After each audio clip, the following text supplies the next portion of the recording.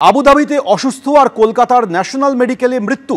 কিভাবে কলকাতায় আনা হলো ওড়িশার বাসিন্দা যুবককে? কারা ন্যাশনাল মেডিকেলে আনলো খুরদার বাসিন্দা জিতেন্দ্র বেহেরাকে?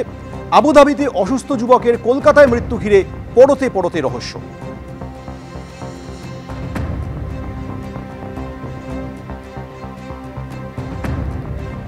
ওড়িশার খুরদা জেলার প্রান্দাহিপুর গ্রামের বাসিন্দা ইনি এবং এনার দুই ছেলে আবুধাবিতে চাকরি করে।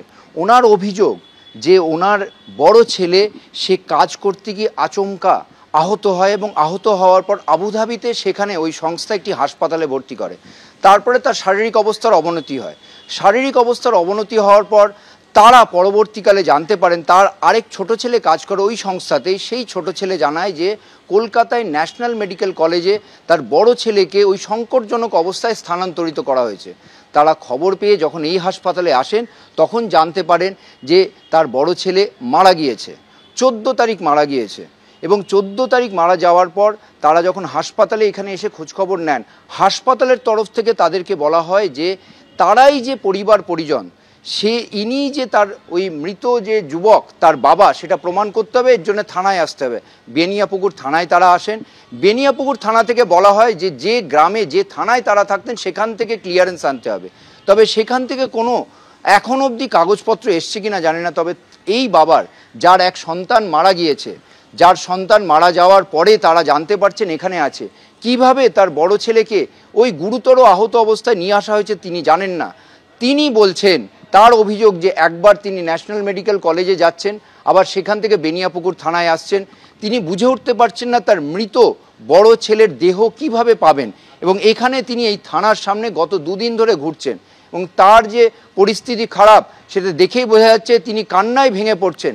তার পরিচিতরা অসহায়ভাবে সরকারের কাছে আর্তি জানাচ্ছেন যে তার ছেলের যেন দেহ দিয়ে দেওয়া হয়। এবং তিনি এখনও বুঝতে পারছেন না কি করে এই যে তার ছেলে যে আহত হয়েছিল, গুরুতর চিকিৎসা হচ্ছিল গুরুতর অবস্থায় আবুধাবিতে হাসপাতালে, কি করে তার দেহ এখানে নিয়ে আসা হলো বা তাকে অসুস্থ অবস্থায় ন্যাশনাল মেডিকেল কলেজে ভর্তি করা হলো।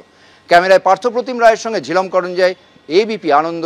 আইএমের অ্যাকাউন্টে রহস্যজনক 1.5 কোটির লেনদেন। শান্তনু সেন, কাকলি সেন সহ 4 চিকিৎসককে চিঠি দিল আইএমএ।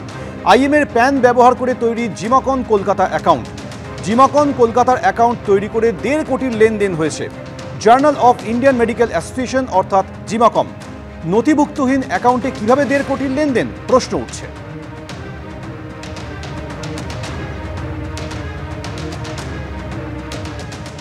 बैंक से खबर आई कि साहब आपका एक अकाउंट पिछले 7 साल से, इसका मतलब है कि पिछले 5 साल से डोरमेंट पड़ा है।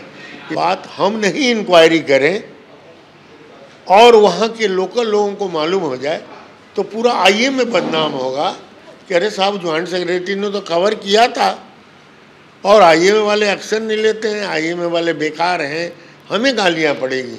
तो let us go and do it before public knows about it. Shantanu Sen तो जरूरी था हर बार, he was the signatory till the end. 2020 में भी इन्होंने 2 साल अकाउंट डोरमेंट रहने के बाद भी, चूँकि इसका कोई रिकॉर्ड जिमा में नहीं है। আমিও আজকে গিয়েছিলাম কথা বলতে, তবে একটা জিনিস দেখে অবাক লাগলো, যিনি হেডকোয়ার্টারকে এই বিষয়গুলো জানিয়েছেন সেই ডক্টর জ্যোতির্ময় পাল, যিনি এখন জয়েন্ট ফিনান্স সেক্রেটারি, তিনি বলেছেন অ্যাকাউন্টের সম্বন্ধে তিনি কিছু জানেন না। অথচ 2020 থেকে 2022 এই 3 বছর তিনি প্রথম বছর এডিটর এবং পরের 2 বছর নিজে জিমার সেক্রেটারি হিসেবে জিমাতে ছিলেন। তাহলে তিনি কি করে জানেন না বললেন, এটাই সব থেকে বড় কথা। আমার তো 2017 সালের পর থেকে জিমার সাথে কোনো সম্পর্ক নেই, যেহেতু আমি ন্যাশনাল প্রেসিডেন্ট হয়ে গিয়েছিলাম। আমাকে ফার্স্ট ন্যাশনাল প্রেসিডেন্ট হিসাবে ডেকেছিলেন, আমি গিয়েছিলাম। আমার যেটুকু মতামত আমি আজকে ওনাদের সাথে কথা বলে জানিয়ে এসেছি।